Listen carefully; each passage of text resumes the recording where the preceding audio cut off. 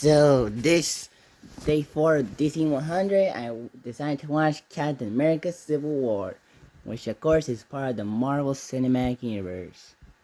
Now, when you think of this movie, you think of three things. One is the Captain America versus Iron Man fight scene, which is pretty cool fight scene, where Iron Man mistaken Winter Soldier for killing his parents after seeing the video, and then Iron Man attacks both Captain America and Winter Soldier, but Captain America defeats him.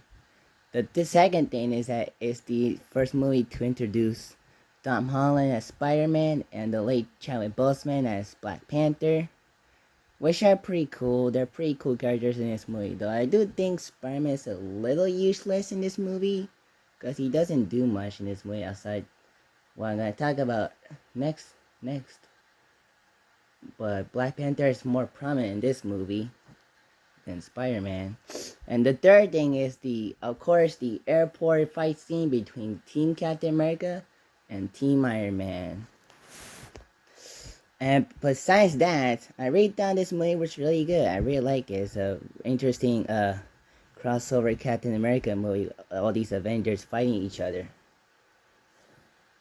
They started off as allies fighting Crossbones, but then they got more rivalry because Winter Soldier is pretty wanted in these movies, especially since he was mistaken for the murder of T'Chaka, the father of T'Challa. And that's a good idea, good film idea.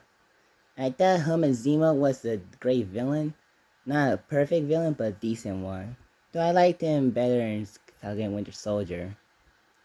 And I thought the actors did well. Mostly Chris Evans, Tom Holland, Robert Downey Jr., and the list goes on.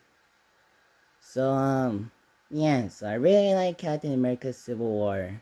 So, peace out. Bye.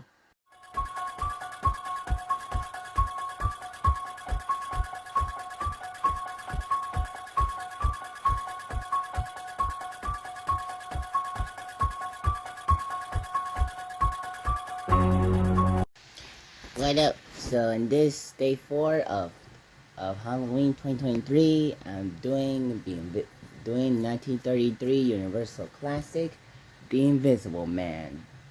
Now, I seen this movie last year for October Halloween, so this is my second viewing. And then this second viewing, I still think the movie's pretty entertaining. The movie's not scary, even to this day. It's not super scary. And I do think the waitress is quite laughable, especially every time she screams. But other than that, the movie is solid. I do think Jack Griffin, aka the Invisible Man, is fun to watch, but also very spooky, especially whenever he goes invisible and attacks the officers at the end of it. Well, at in the third act, not at the end. And he kills a bunch of people, especially Keith, his friend, who dies in a car crash. So he's a very messy antagonist.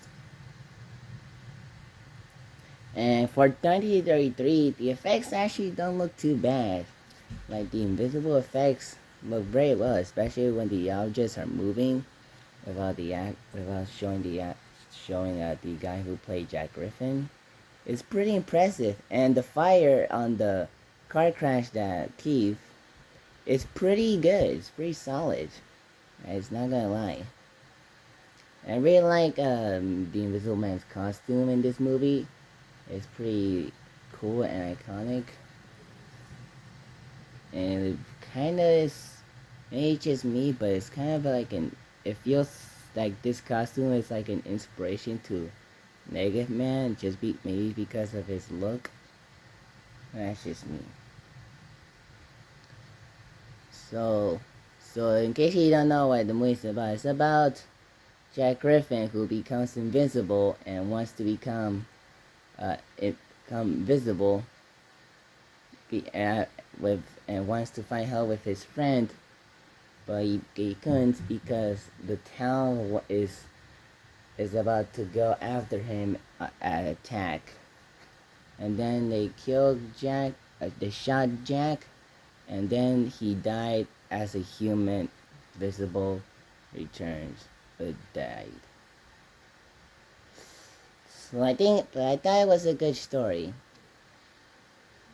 And I thought the film's black and white. It's decent for a 1933 movie.